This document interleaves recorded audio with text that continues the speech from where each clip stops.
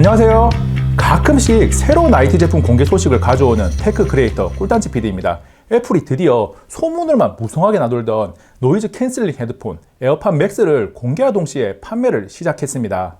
아이폰이 나올 때 1차 출시국에 들어가던 나라에서 판매를 하고 있고 한국은 12월 15일 판매를 시작합니다. 공개 직후 하루가 지나지 않았는데 판매 중인 국가에서 배송 일자를 보니까 색상별로 차이가 있긴 하지만 미국과 중국 모두 12주에서 14주 뒤라고 나오고 일본은 레드가 1월 중, 스카이블루가 2월 초로 배송 일정이 나오더라고요. 초기 물량이 어느 정도인지 모르겠지만 한국 가격으로 71만 9천 원이나 하는데 주문량이 상당한 것 같습니다. 애플 제품은 욕을 하면서도 살 사람은 무조건 산다는 진리가 이번에도 통할 것 같네요.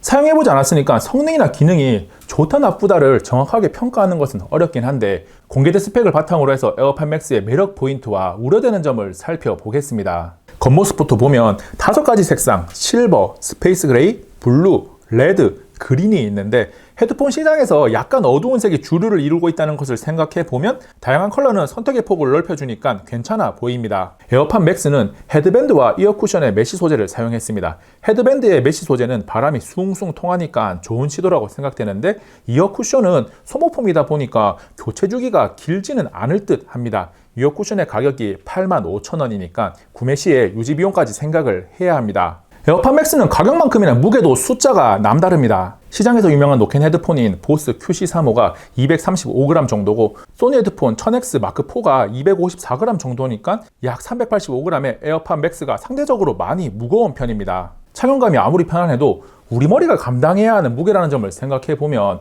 장시간 사용할 수 있을지 우려가 됩니다. 에어팟 맥스는 헤드폰이니까 노이즈 캔슬링 성능과 음질이 가장 중요합니다. 애플은 에어팟 프로에 넣었던 적응형 EQ를 에어팟 맥스에도 적용하는데 사용자의 귀 모양이나 착용 형태, 안경 등을 고려하는 기술입니다. 그리고 에어팟에 사용되고 있는 H1 칩이 그대로 들어갑니다. 가격을 생각하면 저음 고음 할 것 없이 음질이 정말 어마어마해야 합니다. 기존 소니, 보스, 슈어 등 전통적으로 음향기기를 만들어 온 브랜드들을 발라버릴 정도의 음질을 보여주겠죠? 그렇지 않다면 사치스러운 기마개로 전락해 버릴 테니까요.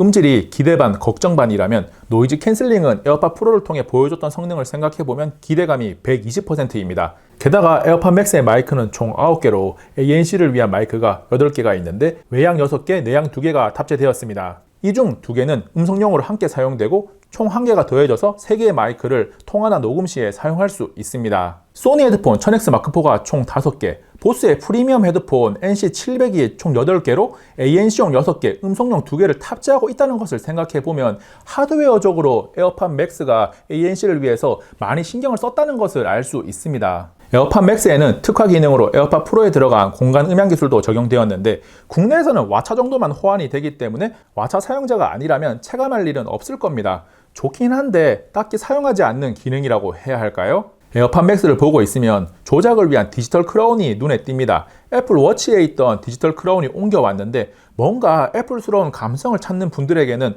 완전 취향 저격에 성공할 것 같은 요소입니다.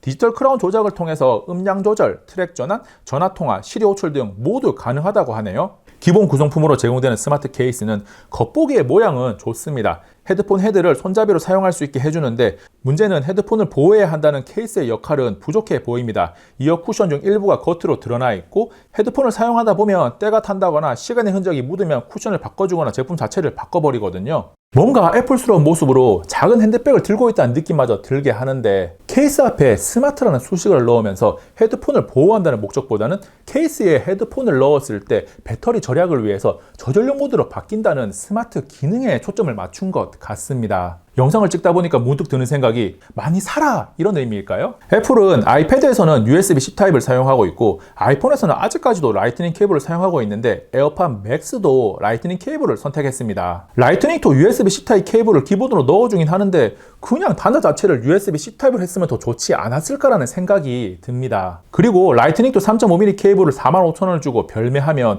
옥수 단자에 꽂아서 사용하는 것도 가능합니다. 에어팟 맥스의 연속 사용 시간은 20시간 정도라고 적혀 있는데 시장에 나와 있는 헤드폰들의 연속 사용 시간을 보면 30시간이 넘어가는 제품도 굉장히 많기 때문에 조금 부족해 보입니다. 특히 상대적으로 무거운 무게를 생각해 보면 조금 무겁더라도 배터리를 오래 사용할 수 있으면 그 장단점이 상쇄되기도 하는데 에어팟 맥스는 그러지 않아서 아쉽네요. 그런데 또 생각을 해보면 실사용간에 20시간이라고 하면 외출을 해서 배터리가 없어서 사용하지 못하는 일은 없을 것 같습니다. 마지막으로 애플케어 플러스는 8만원으로 에어팟 프로의 45,000원보다는 비싼데 주어지는 혜택에서 소비자 부담금은 파손 시 4만원 등 에어팟 프로와 동일합니다. 가입 비용이 조금 더 비싸긴 하지만 에어팟 맥스의 가격을 생각해보면 구매 시 무조건 해야 하는 게 아닌가라는 생각이 듭니다. 지금까지 에어팟 맥스의 공개된 스펙을 바탕으로 해서 매력 포인트와 우려되는 점을 살펴봤습니다. 가격이 워낙 사악해서 굉장히 뜨거운 이슈로 떠올랐는데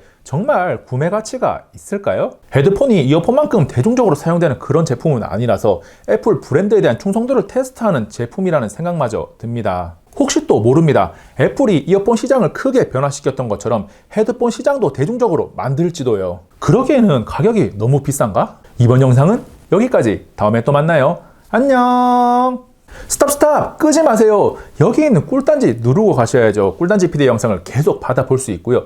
여기 있는 이 영상 한번 보세요. 정말 잘 만든 영상이고 이 영상 정말 따끈합니다. 빠져들고 계신가요?